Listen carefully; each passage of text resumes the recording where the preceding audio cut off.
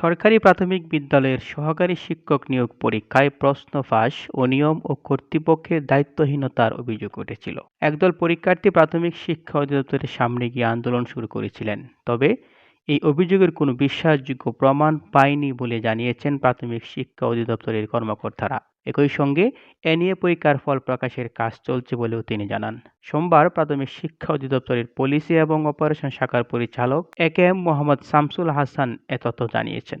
তিনি বলেন, ফেসবুকে ফল প্রকাশ নিয়ে যেসব তথ্য ছড়ানো হচ্ছে সেগুলো সম্পূর্ণ গুজব।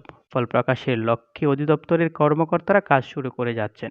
যত দ্রুত সম্ভব ফল প্রকাশ করা হবে। তিনি আরও বলেন, আমার নাম ও স্বাক্ষর নকল করে বিভিন্ন স্থানে ভুয়া তথ্য প্রচার করা হচ্ছে। এমনকি সেখানে তার নামও ভুলভাবে লেখা হয়েছে। এটি কোনোভাবেই ঠিক না। প্রশ্ন ফাঁস চেষ্টার অভিযোগ ওঠায় পরীক্ষার দিন অনেকেই আটক করা হয়েছিল। পরীক্ষা অনুষ্ঠিত হওয়ার ৩ দিন পেরিয়ে গেলেও এখন পর্যন্ত প্রশ্ন ফাঁসের কোনো প্রমাণ দিতে পারেনি কেউ। এ পরীক্ষাটিতে ১৫,০০০ চাকরি প্রার্থীর ভাগ্য জড়িত। তাই আমি বলবো, এটার ফল প্রকাশ নিয়ে কেউ যেন গুজব না ছড়ায়।